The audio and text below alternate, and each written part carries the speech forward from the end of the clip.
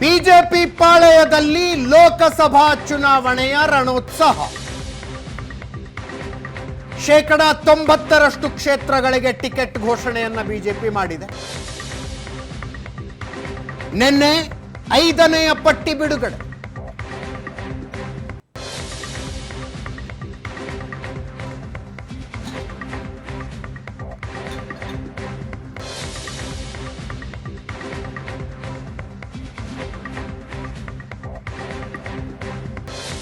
ಪ್ರಧಾನಿ ನರೇಂದ್ರ ಮೋದಿ ಅವರ ನೇತೃತ್ವದಲ್ಲಿ ನಡೆದ ಸಿಇಸಿ ಸಭೆಯ ನಂತರ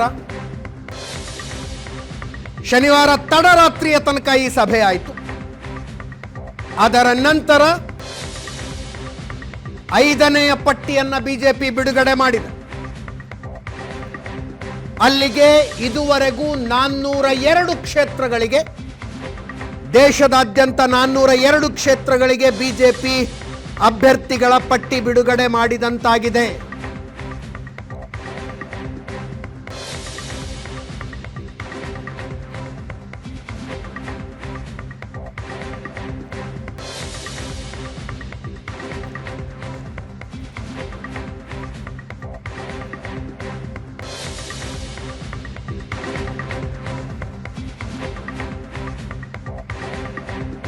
ಎರಡ್ 2019 ಚುನಾವಣೆಯಲ್ಲಿ 437 ಕ್ಷೇತ್ರಗಳಿಗೆ ಬಿಜೆಪಿ ಸ್ಪರ್ಧೆ ಮಾಡಿತ್ತು.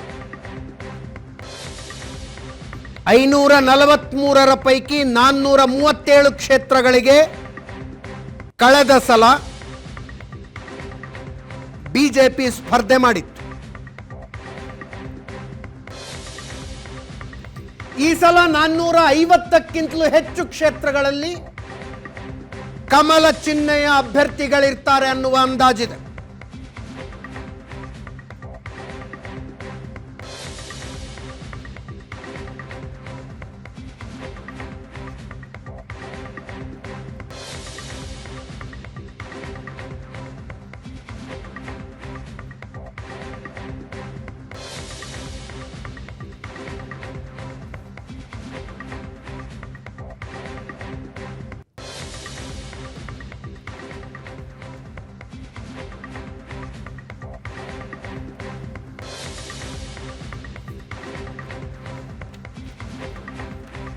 ಮೊದಲ ಪಟ್ಟಿಯಲ್ಲಿ ಬಿಜೆಪಿ ಹೈಕಮಾಂಡ್ 195 ಕ್ಷೇತ್ರಗಳಿಗೆ ಅಭ್ಯರ್ಥಿಗಳನ್ನು ಘೋಷಣೆ ಮಾಡಿತು. ಅದರಲ್ಲಿ ಕರ್ನಾಟಕದ ಯಾವ ಕ್ಷೇತ್ರಕ್ಕೂ ಘೋಷಣೆಯಾಗಿರಲಿಲ್ಲ. 2ನೇ ಪಟ್ಟಿಯಲ್ಲಿ 72 ಕ್ಷೇತ್ರಗಳಿಗೆ ಅಭ್ಯರ್ಥಿ ಘೋಷಣೆ ಮಾಡಿದಾಗ ಕರ್ನಾಟಕದ 20 ಕ್ಷೇತ್ರಗಳಿದ್ದವು.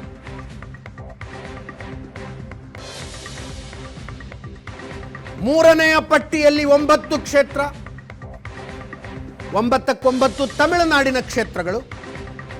4ನೆಯ ಪಟ್ಟಿಯಲ್ಲಿ 15 ಕ್ಷೇತ್ರಗಳಿಗೆ ಘೋಷಣೆ ಮಾಡಲಾಯಿತು. 15ಕ್ಕೆ 15 ತಮಿಳುನಾಡಿನ ಲೋಕಸಭಾ ಕ್ಷೇತ್ರಗಳು.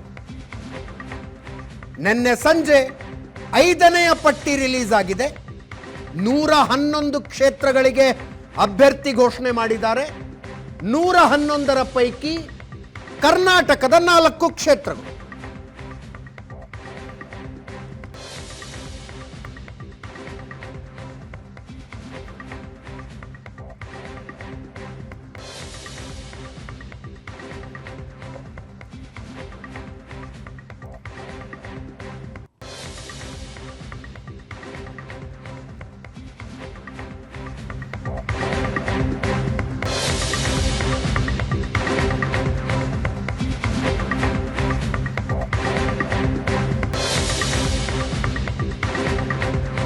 ಹಾಲಿ ಸಂಸದರ ವಿರುದ್ಧದ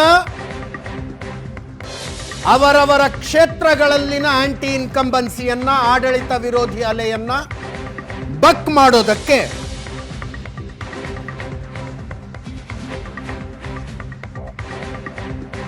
ಮೂರನೆಯ 1/2 ಹಾಲಿ ಸಂಸದರಿಗೆ ಟಿಕೆಟ್ ತಪ್ಪಿಸುವ ಪರಿಪಾಠ ಬಿಜೆಪಿ ಇಟ್ಕೊಂಡಿದೆ. ಪ್ರತಿ 3 ಹಾಲಿ ಸಂಸದರ ಪೈಕಿ ಒಬ್ಬರಿಗೆ ಟಿಕೆಟ್ ಮಿಸ್ ಆಗುತ್ತೆ. ಅದು ಈ ಸಲ ಕೂಡ ಮುಂದುವರೆದಿದೆ.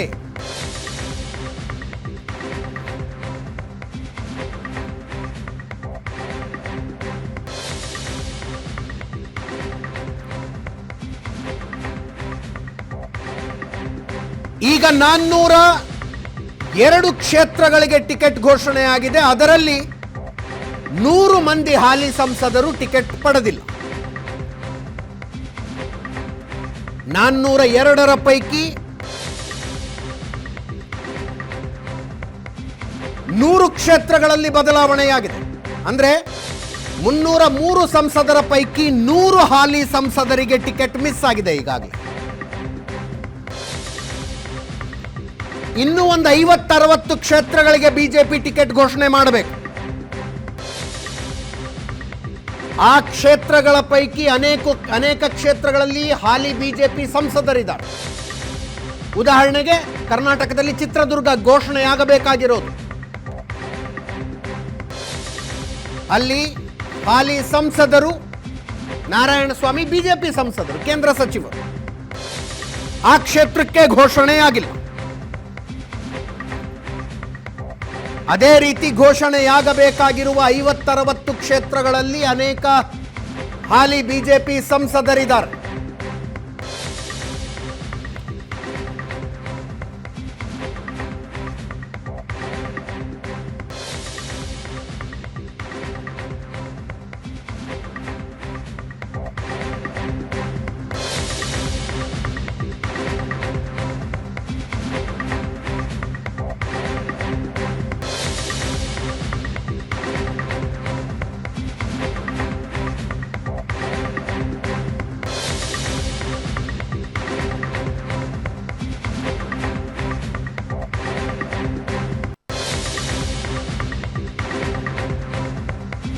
ಆಗಬೇಕಾಗಿರುವ 50-60 ಕ್ಷೇತ್ರಗಳ ಪೈಕಿ ಎಷ್ಟು ಜನ ಹಾಲಿ ಬಿಜೆಪಿ ಸಂಸದರಿದ್ದಾರೆ ಅನ್ನೋದು ಗೊತ್ತಿಲ್ಲ. ಅವರ ಪೈಕಿ ಎಷ್ಟು ಜನರಿಗೆ ಟಿಕೆಟ್ ಮಿಸ್ ಆಗುತ್ತೆ ಅನ್ನೋದು ಗೊತ್ತಿಲ್ಲ. ಕರ್ನಾಟಕದಲ್ಲಿ ಈಗ ಬಿಜೆಪಿ ಘೋಷಿಸಬೇಕಾಗಿರೋದು ಒಂದು ಕ್ಷೇತ್ರ ಮಾತ್ರ. 28 ಕ್ಷೇತ್ರಗಳ ಪೈಕಿ 25 ಬಿಜೆಪಿಗೆ, 3 ಜೆಡಿಎಸ್ಗೆ ಆಗಿದೆ. ಬಿಜೆಪಿಯ 25 ಕ್ಷೇತ್ರಗಳ ಪೈಕಿ 24 ಕ್ಷೇತ್ರಗಳಿಗೆ ಅಭ್ಯರ್ಥಿ ಘೋಷಣೆಯಾಗಿದೆ. ಉಳಿದಿರುವುದೊಂದೇ ಚಿತ್ರದುರ್ಗ. ಹಾಲಿ ಬಿಜೆಪಿ ಸಂಸದರಿದ್ದಾರೆ.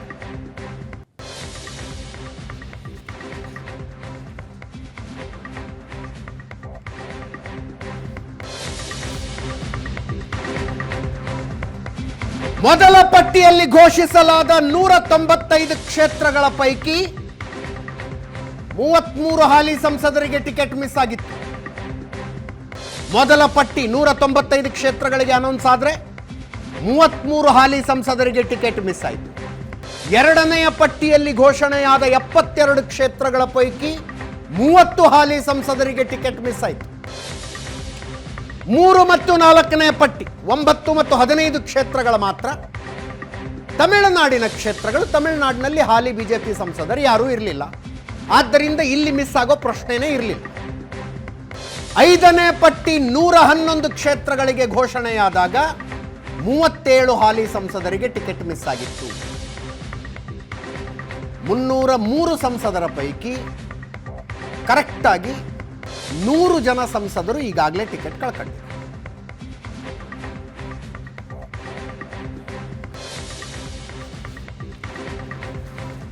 ಎರಡ್ 2019ರ ಚುನಾವಣೆಯಲ್ಲಿ ಅಂದ್ರೆ 2014ರ ಚುನಾವಣೆಯನ್ನು ಗೆದ್ದವರು 282 ಸಂಸದರು.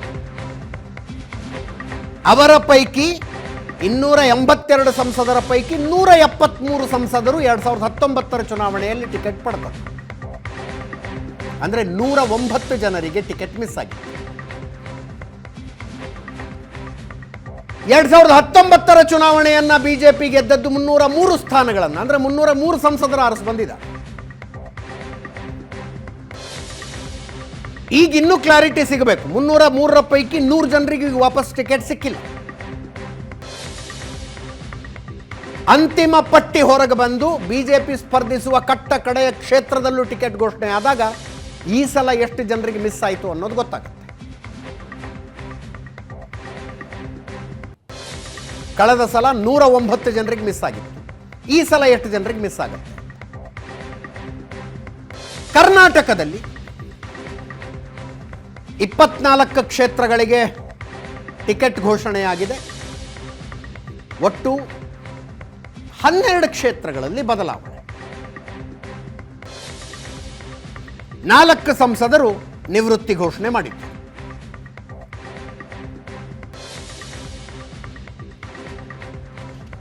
ಏಳು ಜನರಿಗೆ ಮಿಸ್ ಆಗಿದೆ.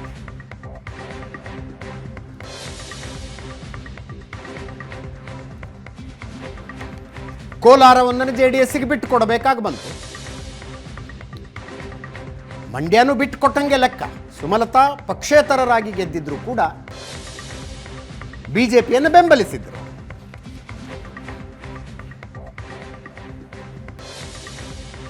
ನನ್ನ ಕೊಲೀಗ ಪ್ರಶಾಂತ್ ನಾತು ನೇರ ಸಂಪರ್ಕದಲ್ಲಿದ್ದಾರೆ. ಪ್ರಶಾಂತ್, ಬಹುಶಃ ಬಿಜೆಪಿಯಲ್ಲಿ ಮಾತ್ರ ಇರೋ ಪರಿಪಾಠ ಅನ್ಸುತ್ತೆ ಹಾಲಿ ಇಷ್ಟು ಜನರಿಗೆ ಟಿಕೆಟ್ ನಿರಾಕರಿಸುವುದು. ಅದೇ ರೀತಿ ಬಿ ಜೆ ಪಿಯಲ್ಲೂ ಮೊದಲು ಈ ಪರಿಪಾಠ ಇರಲಿಲ್ಲ. 2014ರಲ್ಲಿ ನರೇಂದ್ರ ಮೋದಿ ಗುಜರಾತ್ನಿಂದ ದಿಲ್ಲಿಗೆ ಬಂದ ನಂತರ ಬಿ ಜೆ ಪಿಯ ಗುಜರಾತ್ ಮಾಡೆಲನ್ನು ದೇಶದಲ್ಲೂ ಕೂಡ ಅನುಸರಿಸ್ಲಿಕ್ಕೆ ತೊಡಗಿದರು. ನೀವು ಗುಜರಾತ್ನ ವಿಧಾನಸಭಾ ಚುನಾವಣೆಗಳನ್ನು ಅಂದರೆ ಮೋದಿ ಲೀಡ್ ಮಾಡಿದ ವಿಧಾನಸಭಾ ಚುನಾವಣೆಗಳನ್ನು ತೆಗೆದುಕೊಂಡ್ರೆ 2007, 2002, 7, 12 3 ಚುನಾವಣೆಗಳು, ರಾಷ್ಟ್ರ ಮಟ್ಟದಲ್ಲಿ 2 ಚುನಾವಣೆಗಳು 14 ಮತ್ತು 19 ಮತ್ತು ಉಳಿದ ವಿಧಾನಸಭಾ ಚುನಾವಣೆಗಳನ್ನು ಕೂಡ ನೀವು ನೋಡಿ ಬೇರೆ ಬೇರೆ ರಾಜ್ಯದ್ದು. ಅದರಲ್ಲಿ ಸರಾಸರಿ 35ರಿಂದ 45%ವರೆಗೆ ಬಿ ಜೆ ಪಿ ತನ್ನ ಕ್ಯಾಂಡಿಡೇಟ್ಸನ್ನು ಬದಲಾಯಿಸಿದೆ. ಇದರಲ್ಲಿ ಅರ್ಥ ಸ್ಪಷ್ಟ. Narendra Modi Helm of affairs ಇದ್ದರೂ ಕೂಡ ನರೇಂದ್ರ ಮೋದಿಯವರಿಗೆ ಆ್ಯಂಟಿ ಇನ್ಕಂಬನ್ಸಿ ಇಲ್ಲಿಯವರೆಗೆ ತಾಗಿಲ್ಲ.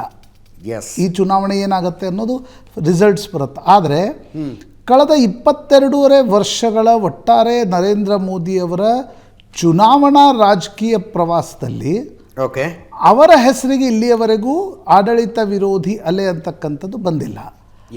ಆದರೆ ಅವರ ಆಡಳಿತದ ಅವಧಿಯಲ್ಲೂ ಕೂಡ ಅವರ ಶಾಸಕರಿಗೆ ಮತ್ತು ಸಂಸದರಿಗೆ ಆಡಳಿತ ವಿರೋಧಿ ಅಲೆ ಇರುತ್ತೆ ಅನ್ನೋದನ್ನು ಮನಗೊಂಡು ನರೇಂದ್ರ ಮೋದಿ ಏನು ಮಾಡ್ತಾರೆ, ಆ್ಯಂಟಿ ಇನ್ಕಂಬನ್ಸಿಯನ್ನು ಬಕ್ ಮಾಡಲಿಕ್ಕೆ ಗುಜರಾತ್ನಲ್ಲಿ ಶಾಸಕರು ಮತ್ತು ಕೇಂದ್ರದಲ್ಲಿ ಸಂಸದರನ್ನು ಆದಷ್ಟು ಹೆಚ್ಚು ಬದಲಾವಣೆ ಮಾಡುವ ಪರಿಪಾಠವನ್ನು ಇಟ್ಕೊಂಡಿದ್ದಾರೆ. ಅದರಲ್ಲಿ ನಾನಾ ಮಾನದಂಡಗಳಿವೆ. ವಯಸ್ಸೊಂದು ಮಾನದಂಡ, ಯಾವುದಾದ್ರೂ ವೈಯಕ್ತಿಕ ಜೀವನದಲ್ಲಿರ್ತಕ್ಕಂಥ ಕೆಲ ಅಪಸವ್ಯಗಳು ಇದ್ದರೆ ಅದನ್ನು ಕೂಡ ಮಾನದಂಡವಾಗಿ ಇಟ್ಕೊಂಡಿದ್ದಾರೆ. ಇನ್ನೂ ಕೆಲವು ಬಾರಿ ಒಂದು ರೀತಿ ಆ್ಯಕ್ಟಿವೇ ಇಲ್ಲ, ಅದನ್ನು ಮಾನದಂಡವಾಗಿ ಇಟ್ಕೊಂಡಿದ್ದಾರೆ. ಈ ಬಾರಿ ನೋಡಿದಾಗ ರಮೇಶ್ ಬಿದುಡಿ, ಅನಂತಕುಮಾರ್ ಹೆಗಡೆ, ಸಾಧ್ವಿ ಪ್ರಜ್ಞಾ ಠಾಕೂರ್ ಇವರಿಗೆಲ್ಲ ಟಿಕೆಟನ್ನು ಕೊಡದೇ ಇದ್ದಾಗ ಅತಿ ಮಾತು ಮತ್ತು ವಾಚಾಳಿತನದ ಕಾರಣದಿಂದ ಕೂಡ ಕೆಲವರ ಟಿಕೆಟನ್ನು ತಪ್ಪಿಸಲಾಗಿದೆ. ನಾನಾ ಕಾರಣಗಳಿಂದಾಗಿ ಟಿಕೆಟನ್ನು ಕಟ್ ಮಾಡಲಾಗಿದೆ. ಆದರೆ ಒಟ್ಟು ಅದು 30ರಿಂದ 40%ವರೆಗೆ ಆಸಿಲೇಟಿಂಗ್ ಇರುತ್ತೆ ಅಂತಕ್ಕಂಥದ್ದು ನರೇಂದ್ರ ಮೋದಿಯವರ ಚುನಾವಣಾ ರಾಜಕಾರಣದ ಸಕ್ಸಸ್ಗೆ ಇದು ಒಂದು ಕೂಡ ಕಾರಣ. ಯಾಕಂದರೆ ಅನೇಕ ರಾಜಕೀಯ ಪಕ್ಷಗಳಲ್ಲಿ ಟಿಕೆಟ್ಗಳನ್ನು ಕಟ್ ಮಾಡಿದರೆ ಆ್ಯಂಟಿ ಇನ್ಕಂಬನ್ಸಿ ಬಕ್ ಮಾಡಬಹುದು, ಆದರೆ ಅದರ ಜೊತೆಗೆ ಭಿನ್ನಮತವೂ ಕೂಡ ಜಾಸ್ತಿ ಆಗುತ್ತೆ ಅನ್ನುವ ಕಾರಣದಿಂದ ಅನೇಕ ರಾಜಕೀಯ ಪಕ್ಷಗಳು ಟಿಕೆಟನ್ನು ಬದಲಾವಣೆ ಮಾಡುವ ಗೊಡವೆಗೆ ಹೋಗೋಲ್ಲ. ಆದರೆ ಬಿ ಜೆ ಪಿಯ ಒಂದು ಪ್ಯಾಟರ್ನನ್ನು ನಾವು ನೋಡ್ತಾ ಇದ್ದೀವಿ. ಯಾರಾದರೂ ಇಲ್ಲಪ್ಪ ಇವ್ರಿಗೆ ಟಿಕೆಟ್ ಕೊಡದೇ ಇದ್ದರೆ ಪಾರ್ಟಿಯನ್ನೇ ಕೆಡವ್ತಾರೆ ಅಂತಕ್ಕಂಥದ್ದಿದ್ದರೆ ಬಿ ಜೆ ಪಿಯಲ್ಲಿ ಟಿಕೆಟ್ ಕೊಡಲಾಗತ್ತೆ. ಜಾತಿ ರಾಜಕಾರಣದಲ್ಲಿ ಅವರು ಪ್ರಬಲರಿದ್ದಾರೆ, ಅವ್ರಿಗೆ ಟಿಕೆಟ್ ಕೊಡದೇ ಹೋದರೆ, ಈಗ ಫಾರ್ ಎಕ್ಸಾಂಪಲ್ ಸಿದ್ದೇಶ್ ಅವರ ಪತ್ನಿಗೆ ticket ಕೊಡಲಾಯಿತು. For example Bhagwant Khuba ವಾಪಸ್ ticket ಕೊಡಲಾಯಿತು. For example Anna Saheb Jolle ticket ಕೊಡಲಾಯಿತು.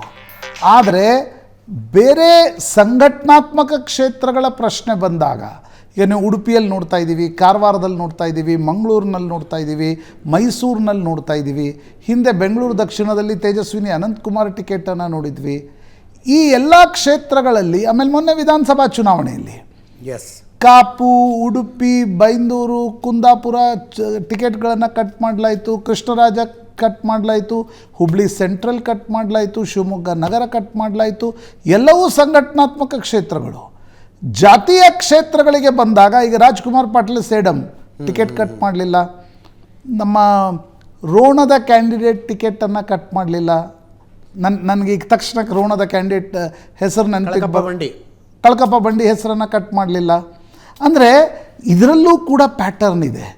ನೀವು ಜಾತಿಯ ಪ್ರಶ್ನೆಯನ್ನು ತೆಗೆದುಕೊಂಡಾಗ ನರೇಂದ್ರ ಮೋದಿ ಮತ್ತು ಅಮಿತ್ ಶಾ ಅಲ್ಲಿ ಜಾಸ್ತಿ ಕೈ ಹಚ್ಚಲಿಕ್ಕೆ ಹೋಗಲ್ಲ. ಆರ್ಗನೈಸೇಷನಲ್ ಕೆಪಾಬಿಲಿಟಿ ಮತ್ತು ಮೈಟ್ನ ಆಧಾರದ ಮೇಲೆ, ಮೋದಿಯವರ ಹೆಸರಿನ ಆಧಾರದ ಮೇಲೆ, RSSನ ನೆಟ್ವರ್ಕ್ನ ಆಧಾರದ ಮೇಲೆ ಏನು ಚುನಾವಣೆಗಳು ನಡೀತವೆ ಅಲ್ಲಿ ಬದಲಾವಣೆಗಳನ್ನು BJP ಪ್ರಯತ್ನ ಪಡುತ್ತೆ, ಆ ಪ್ರಯೋಗಗಳನ್ನು ಕೂಡ ಮಾಡುತ್ತೆ. ಹೀಗಾಗಿ ನೀವು ಅಂದರೆ I am not surprise for 30-35%. Okay, ಪ್ರತಿಯೊಂದು ಚುನಾವಣೆಯಲ್ಲಿ ನೀವು ನೋಡಿ, ವಿಧಾನಸಭಾ ಚುನಾವಣೆ, ಬೇರೆ ಬೇರೆ ರಾಜ್ಯಗಳ ಚುನಾವಣೆಗಳು, ಮೊನ್ನೆ ಮಧ್ಯಪ್ರದೇಶದಲ್ಲಿ ಅಲ್ಲೊಂದು ಕರ್ನಾಟಕಕ್ಕೆ ವ್ಯತಿರಿಕ್ತವಾದ ಮಾಡಲಾಯಿತು, ಎಲ್ಲ ಸಂಸದರಿಗೆ ಟಿಕೆಟ್ ಕೊಡಲಾಯಿತು. ಹೌದು, ರಾಜಸ್ಥಾನದಲ್ಲಿ ಒಂದು ಬೇರೆ ಪ್ರಯೋಗಗಳನ್ನು ಮಾಡಲಾಯಿತು. ಹೀಗಾಗಿ ನನಗನ್ಸುತ್ತೆ ಒಂದು ನರೇಂದ್ರ ಮೋದಿ ಮತ್ತು ಅಮಿತ್ ಶಾ ಪೊಲಿಟಿಕಲ್ ವಾತಾವರಣ ನೋಡ್ತಾರೆ, ಏನಾಗಬಹುದು ಅಂತಕ್ಕಂಥ ರಿಪರ್ಕೇಷನ್ಸ್ ಎಷ್ಟು, ರಿಸ್ಕ್ ಜಾಸ್ತಿ ತೆಗೆದುಕೊಳ್ಳದೆ ಟಿಕೆಟು ಚೇಂಜ್ ಮಾಡಿದ್ದೀವಿ ಅಂತ ಅನ್ಬೇಕು, ಜಾತಿಯ ಸಮೀಕರಣಗಳನ್ನು ಕೂಡ ತೂಗಿಸ್ಬೇಕು. ಆ ದೃಷ್ಟಿಯಿಂದ ಈ ಬದಲಾವಣೆಯನ್ನು ಮಾಡಲಾಗಿದೆ ಅಂತಕ್ಕಂಥದ್ದು ಸ್ಪಷ್ಟ. 303ರಲ್ಲಿ ಈಗಾಗಲೇ 100 ಸೀಟ್ಗಳಲ್ಲಿ ಬದಲಾವಣೆ ಮಾಡಲಾಗಿದೆ. ಇನ್ನೂ ಅನೇಕ ಕ್ಷೇತ್ರಗಳಿಗೆ ಟಿಕೆಟ್ ಘೋಷಣೆ ಆಗೋದಿದೆ. ಇದು ನನಗನ್ಸುತ್ತೆ ಕಳೆದ ಬಾರಿ ಏನು 38% ಆಗಿತ್ತು, ಹೆಚ್ಚು ಕಡಿಮೆ ಅಷ್ಟೇ ಪರ್ಸೆಂಟ್ವರೆಗೆ 38 to 40%ವರೆಗೆ ಟಿಕೆಟನ್ನು ಚೇಂಜ್ ಮಾಡಲಾಗಿದೆ. ಅಂದರೆ 10ರಲ್ಲಿ 4 ಟಿಕೆಟ್ಗಳು ಚೇಂಜ್ ಆಗ್ತಾ ಇವೆ. ಎಸ್, ಕರ್ನಾಟಕದಲ್ಲೇ ಈಗ ನೀವು ನೋಡಿದರೆ ಕರ್ನಾಟಕದ ಅದೇ ಲಿಸ್ಟ್ ಇತ್ತು ನನ್ನ ಹತ್ರ. ಈಗ ಬಸವರಾಜು ಟಿಕೆಟ್ ಮಿಸ್ ಆದವರ ಪಟ್ಟಿಗೆ ಬರೋದಿಲ್ಲ. GS ಬಸವರಾಜು ಸ್ವಯಂ ನಿವೃತ್ತಿ, ಅವ್ರದ್ದು BN ಬಚ್ಚೇಗೌಡರದು ಸ್ವಯಂ ನಿವೃತ್ತಿ, ಶ್ರೀನಿವಾಸ್ ಪ್ರಸಾದ್ ಸ್ವಯಂ ನಿವೃತ್ತಿ, ಶಿವಕುಮಾರ್ ಉದಾಸಿನ ಸ್ವಯಂ ನಿವೃತ್ತಿ.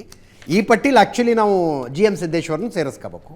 ಹಾಂ ಹಾಂ, 5 ಸ್ವಯಂ ನಿವೃತ್ತಿ ಬರ್ತವೆ. ಸದಾನಂದ ಗೌಡ್ರದು ಶಾಕ್ ಆಗಿದ್ದೆ ಯಾರಿಗೆ ಅಂತ, ನಿರೀಕ್ಷೆ ಇದ್ದು ಶಾಕ್ ಆದವರು ಅನಂತಕುಮಾರ್ ಹೆಗಡೆ, ಸದಾನಂದ ಗೌಡರು, ಕರಡಿ ಸಂಗಣ್ಣ, ಮಂಗಳ ಅಂಗಡಿ, ನಳಿನ್ ಕುಮಾರ್ ಕಟೀಲ್ ಮತ್ತು ಪ್ರತಾಪ್ ಸಿಂಹ. ಅದೇ ನನಗನ್ಸುತ್ತೆ ನೋಡಿ, ಸದಾನಂದ ಗೌಡ್ರದು ಫಿಕ್ಸ್ ಇತ್ತು. ಅವರು ಒಂದು ರೀತಿಯಾಗಿರ್ತಕ್ಕಂಥ ಬೇಕು ಬೇಡ ರಾಜ್ಯ ನಾಯಕರ ಒತ್ತಡಕ್ಕೆ ಮಣಿದು ಮಾಡಿದರು. Ananthkumar Hegde almost it was fixed. ಕಳೆದ ಬಾರಿಯೇ ಟಿಕೆಟ್ ಕೊಡಲ್ಲ ಅಂತಕ್ಕಂಥದ್ದು ನಿರ್ಣಯ ಮಾಡಲಾಗಿತ್ತು. ಆದರೆ ಕೊನೆಯ ಗಳಿಗೆಯಲ್ಲಿ ಕರ್ನಾಟಕದ ನಾಯಕರು ಹೋಗಿ ಟಿಕೆಟ್ ಕೊಡಿಸಿದ್ರು. ಈ ಬಾರಿ ಅನಂತಕುಮಾರ್ ಹೆಗಡೆ ಅವ್ರಿಗೆ ಕೊಡಲ್ಲ ಅಂತಕ್ಕಂಥ ನಿರ್ಣಯ ಮಾಡಲಾಗಿತ್ತು. ಈ ನಮ್ಮ ನಳಿನ್ ಕುಮಾರ್ ಕಟೀಲು ವಿಧಾನಸಭಾ ಚುನಾವಣೆಯಲ್ಲಿ ಪುತ್ತೂರಿನಲ್ಲಿ ನಡೆದಿರ್ತಕ್ಕಂಥ ಘಟನೆಗಳೇ ಸ್ಪಷ್ಟವಾಗಿ ಹೇಳ್ತಾ ಇದ್ದು, ಈ ಬಾರಿ ನಳಿನ್ ಕುಮಾರ್ ಕಟೀಲಿಗೆ ಟಿಕೆಟ್ ಕೊಡೋದು ಕಷ್ಟ ಅಂತಕ್ಕಂಥದ್ದು. ಹೀಗಾಗಿ ಆ ಟಿಕೆಟನ್ನು ತಪ್ಪಿಸಲಾಗಿದೆ. ಶೋಭಾ ಕರಂದ್ಲಾಜೆ ಒಂದು ಸರ್ಪ್ರೈಸ್ ಏನು ಅಂದರೆ, ಉಡುಪಿಯಲ್ಲಿ ಟಿಕೆಟ್ ಮಿಸ್ ಆದರೂ ಕೂಡ ಮಹಿಳೆ ಅನ್ನುವ ಕಾರಣಕ್ಕೆ ಅವರಿಗೆ ಒಂದು ಅಕಾಮಿಡೇಟ್ ಮಾಡುವ ಪ್ರಯತ್ನವನ್ನು ಬೆಂಗಳೂರು ನಾರ್ತ್ನಲ್ಲಿ ಮಾಡಲಾಗಿದೆ. ಅಷ್ಟರ ಮಟ್ಟಿಗೆ ಅವರು ಲಕ್ಕಿ ಅಂತ ಅನಿಸುತ್ತೆ. ಉಳಿದಂತೆ ಬಹುತೇಕ ಅಂದರೆ ನೀವು ಕರ್ನಾಟಕಕ್ಕೆ ತೆಗೆದುಕೊಂಡ್ರೆ 50% ಟಿಕೆಟ್ ಕಟ್ ಆಗಿವೆ. ಹೌದು, ಕರ್ನಾಟಕದ ಲೆಕ್ಕ. ಈಗ ನಾರಾಯಣ ಸ್ವಾಮಿಗೂ ಕೂಡ ಟಿಕೆಟ್ ಸಿಗದೇ ಇದ್ದರೆ ಇಟ್ ವಿಲ್ ಕ್ರಾಸ್ 50.5, 51% ಆಫ್ ಸಂಸದರಿಗೆ ಟಿಕೆಟ್ ಮಿಸ್ ಆಗ್ತಾ ಇದೆ. ಓವರಾಲ್ ಎವರೇಜ್, ನ್ಯಾಷನಲ್ ಎವರೇಜ್ ತೆಗೆದುಕೊಂಡಾಗ ಈಗ 33% ಇದೆ. ಅದು 40%ವರೆಗೆ ಬರ್ಬೋದು ಅಂತಕ್ಕಂಥ ನನಗನ್ಸುತ್ತೆ. ಅಜಿತ್, ಇದು ಆ್ಯಂಟಿ ಇನ್ಕಂಬನ್ಸಿ ಬಕ್ ಮಾಡಲಿಕ್ಕೆ BJP ಮತ್ತು ನರೇಂದ್ರ ಮೋದಿ ಕಂಡುಕೊಂಡಿರ್ತಕ್ಕಂಥ ಒಂದು ಅಸ್ತ್ರ. ಆದರೆ ಕರ್ನಾಟಕದಲ್ಲಿ ಕೆಲವು ಕಡೆ ಈಗ ಟಿಕೆಟ್ ಬದಲಾವಣೆ ಮಾಡಿದ್ದು ಸ್ವಲ್ಪ ಸಮಸ್ಯೆಯನ್ನು ಕೂಡ ತಂದೊಡ್ಡಿದೆ.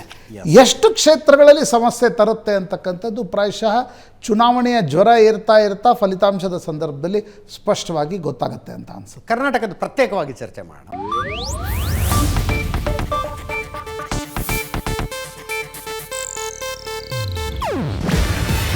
ಇದು ಏಷ್ಯಾನೆಟ್ ನ್ಯೂಸ್ ನೆಟ್ವರ್ಕ್ ಪ್ರಸ್ತುತಿ.